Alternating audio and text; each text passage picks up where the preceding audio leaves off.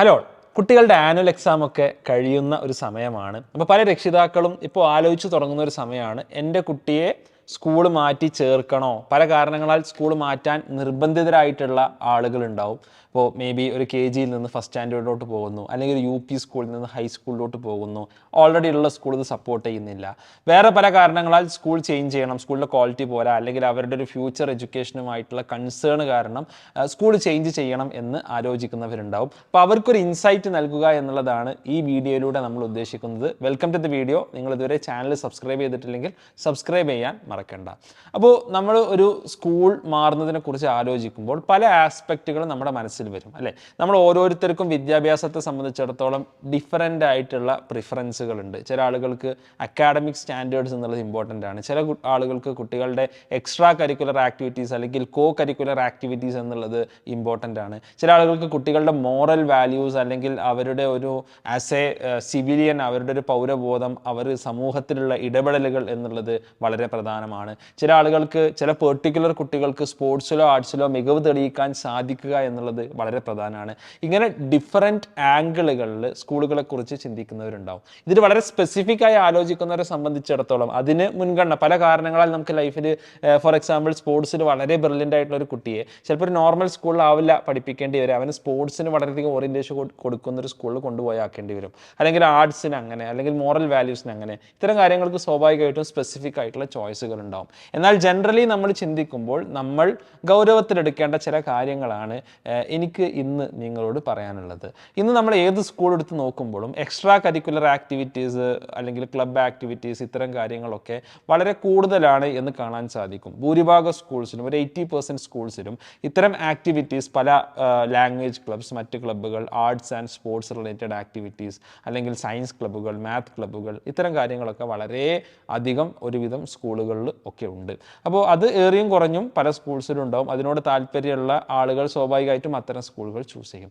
ഒരു അക്കാഡമിക് സ്റ്റാൻഡേർഡ്സിലോട്ട് വരുമ്പോൾ നമ്മൾ മനസ്സിലാക്കേണ്ട വിഷയം, നമ്മുടെ കുട്ടികൾ ഒരു ഫ്യൂച്ചറിൽ നല്ലൊരു കോളേജ്, നല്ലൊരു കരിയറിൽ എത്തിപ്പെടണം എന്നുണ്ടെങ്കിൽ അവരൊരു NCERT സിലബസ് ഫോളോ ചെയ്യുന്നതാണ് നല്ലത്. കാരണം ഏതൊരു നാഷണൽ ലെവൽ കോമ്പറ്റേറ്റീവ് എക്സാം എടുത്ത് നോക്കുകയാണെങ്കിലും, JEE ആവട്ടെ, നീറ്റ് ആവട്ടെ, പുതുതായിട്ട് വന്ന CUET ആവട്ടെ, ഇനി സിവിൽ സർവീസിലോട്ടുള്ള UPSC ആവട്ടെ, അവരെല്ലാവരും ഒരു ബെഞ്ച് മാർക്കായി ഫോളോ ചെയ്യുന്നത് NCERT ബുക്സ് ആണ്. ഇവിടെ ഒരു സ്റ്റേറ്റ് സിലബസ് കുട്ടിയെ സംബന്ധിച്ചിടത്തോളം NCERT അല്ലെങ്കിൽ ഒരു CBSE സ്കൂളിലെ ഒരു കുട്ടിയെ കമ്പയർ ചെയ്യുമ്പോൾ ഡിസഡ്വാൻറ്റേജ് എന്നുള്ളത് അവരുടെ സിലബസ് കുറച്ചും കൂടി വെള്ളം ചേർക്കപ്പെട്ടതാണ് എന്നുള്ളതാണ്. ഓക്കെ, ഇതൊരു യാഥാർത്ഥ്യമാണ്.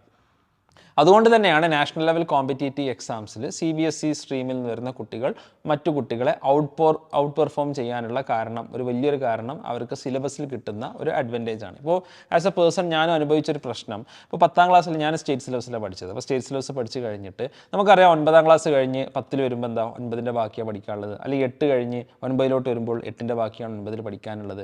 10ാം ക്ലാസ് കഴിഞ്ഞ് സ്വാഭാവികമായിട്ടും +1ലോട്ട് വരുമ്പോൾ 10ാം ക്ലാസ്സിൻ്റെ ബാക്കിയാവണം +1ലോ 11ത്തിലോ പഠിക്കാനുള്ളത്. പക്ഷേ സ്റ്റേറ്റ് സിലബസിൽ നിന്ന് 11ത്തിലോട്ട് വരുന്നൊരു കുട്ടി 11ത്തിൽ അവൻ, അല്ലെങ്കിൽ +1ൽ അവൻ പോകുന്ന സ്കൂൾ സ്റ്റേറ്റ് സിലബസ് ആവട്ടെ, CBSE ആവട്ടെ, ഏതാവട്ടെ, അവിടെ NCERT ബുക്സ് ആണ് പഠിപ്പിക്കുക. ജസ്റ്റ് ബുക്കിൻ്റെ ടൈറ്റിൽ മാത്രം മാറ്റി NCERT SCERT ആക്കുന്നുള്ളൂ. അപ്പോൾ 10ത്തിൽ നിന്ന് 11ത്തിലോട്ട്, സ്റ്റേറ്റിൽ നിന്ന് CBSEയിലോട്ട് വരുന്ന കുട്ടികളെ സംബന്ധിച്ചിടത്തോളം അവിടെ ഒരു ഗ്യാപ്പ് ഉണ്ട്.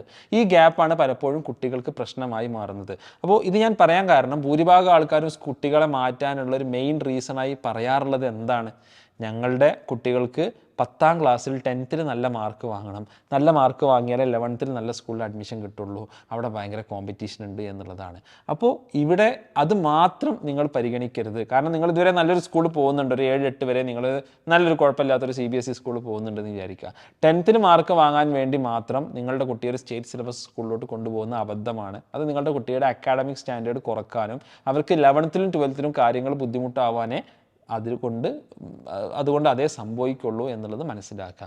എന്ന് വിചാരിച്ച് എല്ലാ CBSE സ്കൂൾസും നല്ലതാണെന്നോ എല്ലാവരും അവിടെ പഠിക്കണം എന്നുള്ളതോ അല്ല നമ്മൾ പറഞ്ഞു വരുന്നത്. കാരണം നമ്മളൊരു സ്കൂൾ ചൂസ് ചെയ്യുമ്പോൾ സിലബസ് മാത്രമല്ലല്ലോ, വേറെയും ഒരുപാട് കാര്യങ്ങൾ നമ്മൾ പരിഗണിക്കേണ്ടി വരും. ഈ സിലബസ് പഠിക്കാൻ അല്ലെങ്കിൽ പഠിപ്പിക്കാൻ യോഗ്യരായിട്ടുള്ള അധ്യാപകർ എത്രത്തോളം ഉണ്ട് എന്നുള്ളത് നമ്മൾ ചിന്തിക്കേണ്ട കാര്യമാണ്, അല്ലേ? സിലബസ് നന്നായതുകൊണ്ട് മാത്രം കാര്യമില്ല. പലപ്പോഴും ഒരു ഗവൺമെൻറ് സ്കൂളിനെയും ഒരു CBSE സ്കൂളിനെയും കമ്പയർ ചെയ്യുമ്പോൾ ബെറ്റർ ടീച്ചേഴ്സ് പലപ്പോഴും ഗവൺമെൻറ് സ്കൂളിലായിരിക്കും PSC ഒക്കെ ക്വാളിഫൈ ചെയ്ത് പല പല സ്ഥലങ്ങളും ഉണ്ടാവും. ഇത് ഞാൻ ഒരു ജനറൽ എല്ലായിടത്തും അപ്ലിക്കബിൾ ആയിട്ടുള്ള റൂള് പറയുന്നത് ജനറലി ഉള്ള കാര്യം പറയാം. കാരണം ഒരു ഗവൺമെൻറ് സ്കൂളിൽ അത്യാവശ്യം നല്ല സാലറി ഗവൺമെൻറ് അവർക്ക് കൊടുക്കുന്നുണ്ട്. ഒരു പ്രൈവറ്റ് സ്കൂളിൽ ഓൺ ദി അതർ ഹാൻഡ് അവർ ലെസ്സർ സാലറിയിലാണ് പലപ്പോഴും വർക്ക് ചെയ്യുക. അപ്പോൾ ഇവിടെ നമ്മൾ അതൊക്കെ പരിഗണിക്കുമ്പോൾ ചിലപ്പോൾ ബെറ്റർ ടീച്ചേഴ്സ് അവിടെ ഉണ്ടാവും, ഈവൻ ബെറ്റർ ഇൻഫ്രാസ്ട്രക്ചർ. ഇപ്പോൾ പല ഗവൺമെൻറ് സ്കൂളിലും ബെറ്റർ ഇൻഫ്രാസ്ട്രക്ചർ ഉണ്ട് അല്ലേ. അപ്പോൾ നമ്മൾ ഈവൻ ഒരു CBSE കുട്ടികളെ മാറ്റണം എന്നൊക്കെ ആലോചിക്കുമ്പോൾ ആ സ്കൂളിൻ്റെ ഒരു അക്കാഡമിക് സ്റ്റാൻഡേർഡ് എവിടെ നിൽക്കുന്നത്, അവിടുത്തെ ഒരു മാനേജ്മെൻറ്റ് എങ്ങനെയാണ്, അവിടുത്തെ ടീച്ചേഴ്സ് എങ്ങനെയാണ്, ടീച്ചേഴ്സ് ഇങ്ങനെ നിരന്തരം അവരുടെ ഒരു കൊഴിഞ്ഞുപോക്കുണ്ടോ ഉണ്ട് എന്നുണ്ടെങ്കിൽ അർത്ഥം ഒരു കുട്ടിയെ നിരന്തരമായിട്ട് പഠിപ്പിക്കാൻ കണ്ടിന്യൂസ് ആയി പഠിപ്പിക്കാനുള്ള ടീച്ചേഴ്സ് അവിടെ ഇല്ല. കാരണം നല്ല സാലറി ചിലപ്പോൾ അവിടെ കൊടുക്കുന്നുണ്ടാവില്ല. ഇങ്ങനെ പല റീസൺസ് ഉണ്ടാവും.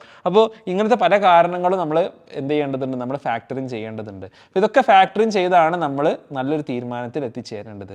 ഇനിയിപ്പോൾ നമ്മൾ ഒരു CBSE സ്കൂളിനേക്കാൾ ഒരു സ്റ്റേറ്റ് സ്കൂൾ പ്രിഫർ ചെയ്യുന്നിടത്ത് പ്രശ്നമൊന്നുമില്ല. അവിടെ നമ്മൾ ഉറപ്പാക്കേണ്ടത് നമ്മുടെ കുട്ടിയുടെ ഒരു അക്കാഡമിക് സ്റ്റാൻഡേർഡ്സ് താഴോട്ട് പോകുന്നില്ല എന്നുള്ളത് നമ്മൾ ഉറപ്പാക്കണം. അപ്പോൾ CUT JEE പോലത്തുള്ള എക്സാംസിൽ നമ്മുടെ കുട്ടികൾ പിന്നോട്ട് പോകാനുള്ള കാരണം അവരുടെ അക്കാഡമിക് സ്റ്റാൻഡേർഡ് താഴെയാണെന്നുള്ളതാണ്. അപ്പോൾ നമ്മൾ ഉറപ്പ് വരുത്തേണ്ട കാര്യം അവർ ആ സിലബസിൽ കണ്ടിന്യൂ ചെയ്യുമ്പോൾ തന്നെ സ്വാഭാവികമായിട്ടും അവർക്കൊരു NCERT കുട്ടിയുടെ അത്ര അവർക്ക് പഠിക്കാനുണ്ടാവില്ല അല്ലേ. കാരണം അവർക്ക് ഒരു കുറച്ചും കൂടി ലൈറ്റർ സിലബസാണ് ഉള്ളത്.